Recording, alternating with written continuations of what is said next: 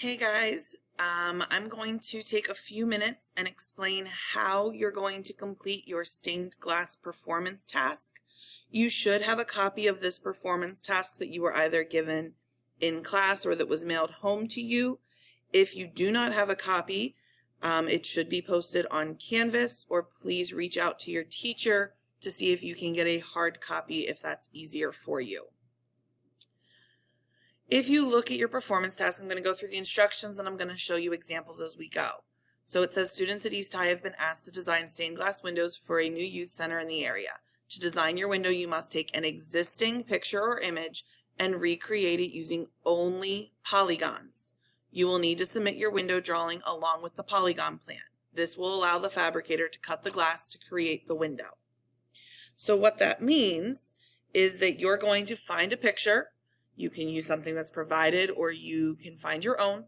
But when we say only polygons, that means everything in your shape or your picture must be a shape with straight sides. There can be no curves in your picture because remember, polygons do not have curves.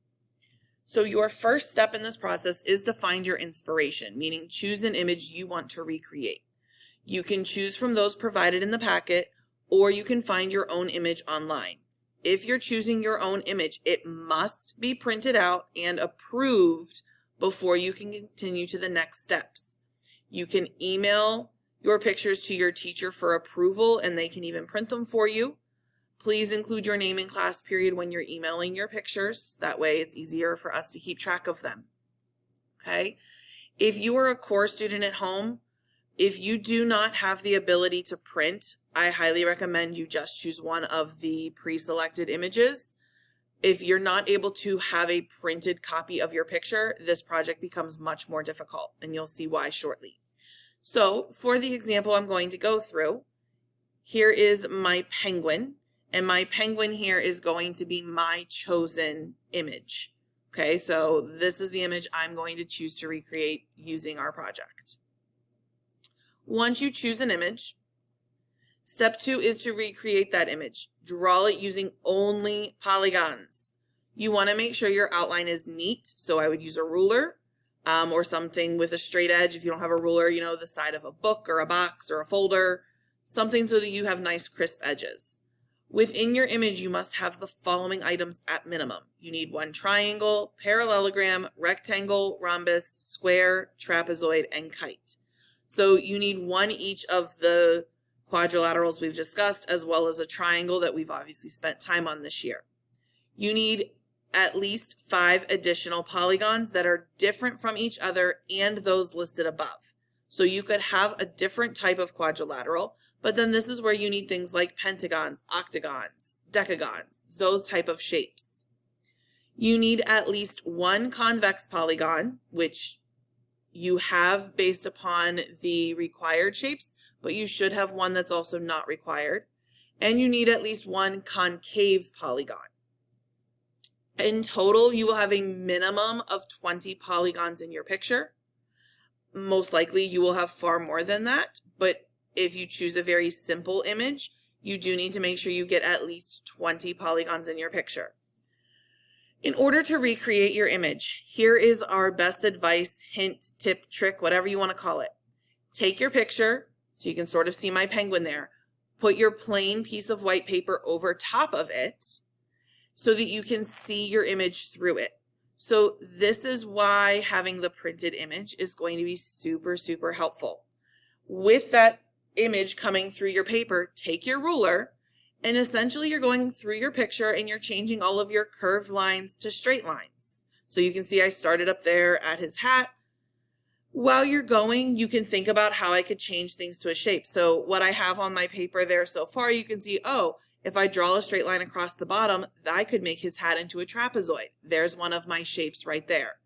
Some people just go around, make it all straight lines, and then they go back and tweak things a little bit to get their perfect shapes. Different strategies, but I do recommend that you essentially trace your image, but using a ruler and making curved lines into straight lines. That is a great way to take care of this. This is why you don't need to be a super artistic person in order to draw this, because essentially I'm asking you to trace it. okay? If you are going to find your own image, like I found my penguin, I will give you a hint. If you search something you want, a specific animal or a cartoon character, search it as a coloring page. A coloring page will get you the nice, just black and white outline, which does make this also easier when that nice, crisp black outline can come through the paper you're tracing on. So you're going to continue drawing your entire image until you get your whole picture. And then once you have your whole picture, you get to step 3, which is to number your polygons and complete the polygon plan.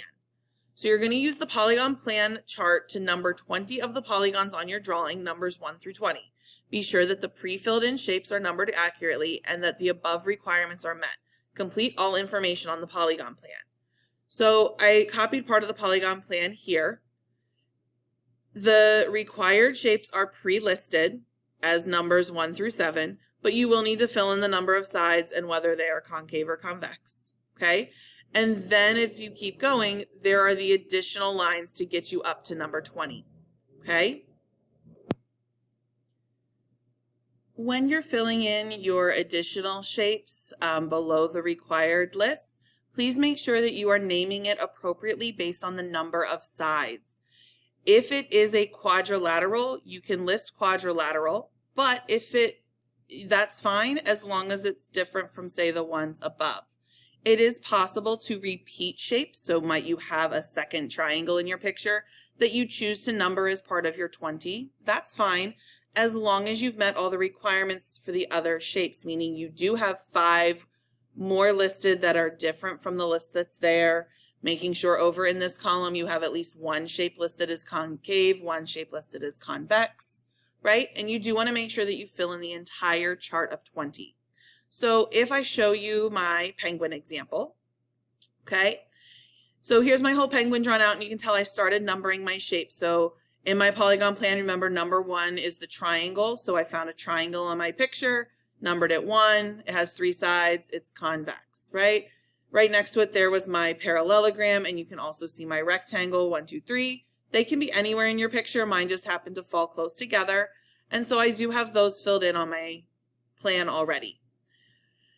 At the top, the hat, I ended up not making that my trapezoid. I ended up changing it a little bit, but you can see when I finish drawing my sides, when I count, it has 5 sides. So 5 sides is known as a pentagon. And because of the way this is drawn, this became a concave shape. So notice pentagons don't have to be, say, the traditional pentagon.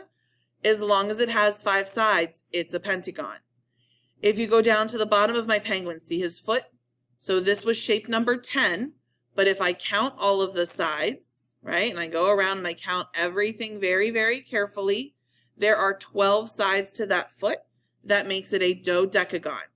If you count something and you have more than 12 sides, or maybe you have something that comes out with 11, remember the proper name is that number -gon. So you might have a 15-gon listed in your plan, and that is fine. That would be considered one of your additional polygons, and that is named appropriately. You will number 20 shapes and fill in the 20 lines of your chart. If you have more shapes on your picture, that's fine. You do not need to number anything over 20. So make sure the 20 that you number fill in your chart and meet all of your requirements. Everything else on your picture can be left blank and does not need to be numbered. Here are some other examples. There's sort of 2 ways to go about this.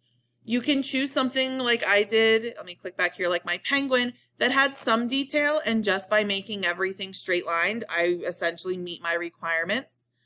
Stitch here would work the same way. Once you have your straight lines, oftentimes you have most of your shapes, a couple tweaks, they're there, maybe add in 1 or 2 additional things. That's an option. In your packet, the pictures of SpongeBob or Olaf or even the cow probably work in this way. They have a good bit of detail to them. Making your straight lines is going to meet a lot of your requirements with a few little tweaks. The other strategy is to take something that's very simple, very open, and really break it apart into shapes. So you can see the very simple duck at the top. And if I scroll down, here was a llama with almost no detail that was broken into all these shapes. Same idea here with the elephant, okay? Don't worry the fact that 2 of these images were reversed. The project was slightly different in the past. Yours obviously will be a direct trace. But those are sort of the 2 ideas. So in your packet, we did provide you with the parrot and the fish. Those are very simple, that you can take their open spots in their body and really break them into shapes like stained glass. And that's going to create and be able to include the shapes that you need, okay? Please make sure you don't just in the middle draw shapes and leave just weird open space around them. Really make sure that you're dividing the whole area up so that it looks more purposeful and not that you just drew shapes inside some big open space. That's not really how a stained glass window works, right? While you're drawing your picture, keep in mind the rubric that is on your paper. You know, do you meet the required polygons? Do you have the additional 5 polygons that are drawn accurately and named accurately? Do you meet the concave and convex requirement? Is your entire plan filled out properly? There is credit for your overall appearance. Is it created using only polygons? There's no curves. There's no random lines that don't make shapes. Is it drawn neatly? Did you use a ruler, right? It shouldn't be all squiggly and wiggly if we want polygons. So please make sure we're careful and neat. If you have additional questions, please reach out to your teacher. Hopefully you find this project something fun. And if you're an artistic person, I hope it gives you a chance to shine. That while we are using our geometry, it's not that you have to do a lot of calculations. So good luck.